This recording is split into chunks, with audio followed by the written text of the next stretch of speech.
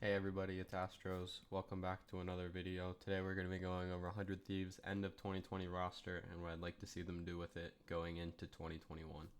Here I drew up a little thing in Excel. It shows the teams. So we're going to be breaking down 100 Thieves, obviously. Their top, jungle, mid, AD carry, and support, and their current and their contract ends. In green, I have players that I think are LCS ready, usually top 5 in their role. Yellow or middle of the road. This could be rookies. This could be veterans kind of tailing off, and red are players that I think there are better options to be playing on your starting roster in LCS. Ssumday is 100 Thieves top laner. He's definitely a super versatile player. He plays a lot of carries well. He plays a lot of tanks well.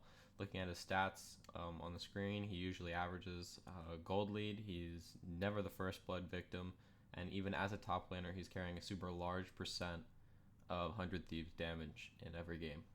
Contracts is a super interesting jungler. I think he's pretty solid overall. He plays a good amount of carry junglers. He plays a decent amount of tank junglers. I think he's better on carries. He participates in half the team's first blood, so he's pretty impactful in their early game. He averages a higher XP diff, usually off of his aggression, taking away a few camps, being able to secure extra crabs, and just playing higher tempo junglers like Nidalee and Olaf in the regular season. Ryoma is a 100 Thieves current mid laner. He's an import from Australia, and there's very little to say about this player. He has the second highest deaths out of all mid laners. Only person better than him is Pobelter. He has no positive stats pre-15. He usually doesn't give first blood, and he has a pretty high damage share despite it.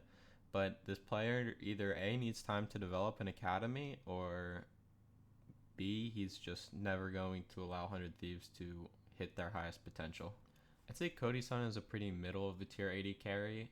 This whole split, he hasn't had the best supports in lane, with Poome and Stunt being his supports. Despite that, though, he's not down CS pre-15, but he's also not naturally a very aggressive laner. He plays late game 5v5 fights pretty well. He plays ranges and engages super well. His spacing's good, and he has a high damage share as you'd expect from most 80 carries. Poome is the 100 Thieves support for the end of the summer split. He did play a decent amount of games. He played 12. That's 3 including playoffs. But he did have a pretty high death toll of 34. He is willing to pick a large range of champions, as you can see in the graph down below, but he does die a lot. He's a first blood victim a quarter of the time, but he is very new. He's played League for 2 years. He's been in the amateur scene, into Academy, into LCS within a span of 9 months. He has the talent. I just think he needs more development time. So here I extended the Excel spreadsheet a little bit. I'm now going to show you guys and talk to you guys about what my wish roster is. This includes keeping Ssumday in the top lane, either subbing in their Academy jungler Kenvi, or keeping Contracts, because I do think Contracts is a good jungler. I want to see them bring in Palafox from C9 Academy. I want to see them keep Cody Sun, and then I want to see them bring in Treatz and or play Poome. And if they play Poome, I would like to see them play Kenvi and just make a full development year for 100 Thieves. Because I think Poome does have the talent, just like I think Kenvi has the talent. I just think they need the reps in LCS and the experience in like faster paced 5v5 rather than Academy. Now this is going to be surprising, but I would really like to see 100 Thieves use Kenvi next season in the jungle at some point. He's a super young prospect. He'll turn 17 in about a month. He's super high rank challenger, multiple accounts. He's super carry focused. But he is very young, which is a plus and a negative. You have a lot of time and room to develop him, but he's also going to be very raw and lack a lot of the like 5v5 knowledge. He does have low first blood participation in the few games he's had in Academy, but I think he's super worth putting time into and investing, and I think it'd be like a really good development year for 100 Thieves.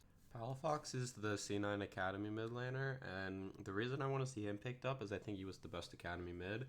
He has a super large shampoo, he's a super hard grinder, high damage share, big gold diff at 15.